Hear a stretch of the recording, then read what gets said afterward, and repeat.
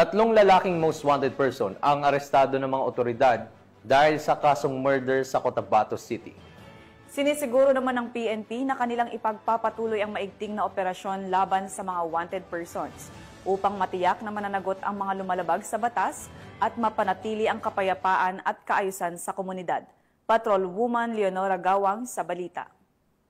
Arestado ng Cotabato City PNP ang tatlong lalaki na provincial at municipal most wanted person sa kasong murder sa Purok San Jose MB, Tamontaka, Cotabato City nito lamang ika-27 ng Agosto taong kasalukuyan.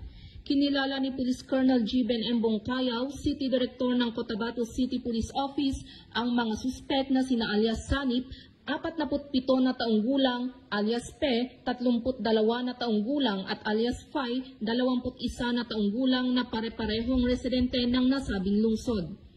Bandang alas 7:20 ng gabi nang isagawa ang Manhunt Charlie Operation ng mga tauhan ng Cotabato City Police Station 3, katuwang ang Datudin Sinswat MPS Maguindanao del Norte PNP na nagresulta sa pagkakahuli sa mga suspek sa bisa ng warrant of arrest sa kasong murder na walang inirekomendang piyansa.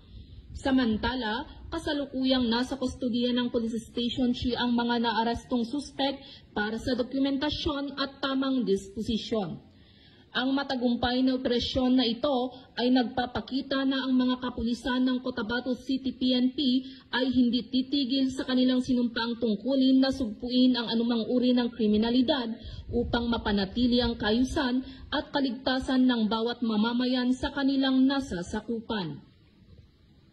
Mula rito sa rehiyon ng Bangsamoro, ako ang inyong Police News Network Correspondent, Patrolwoman Leonora Gawang, alagad ng batas, tagataguyod ng Balitang Pulis.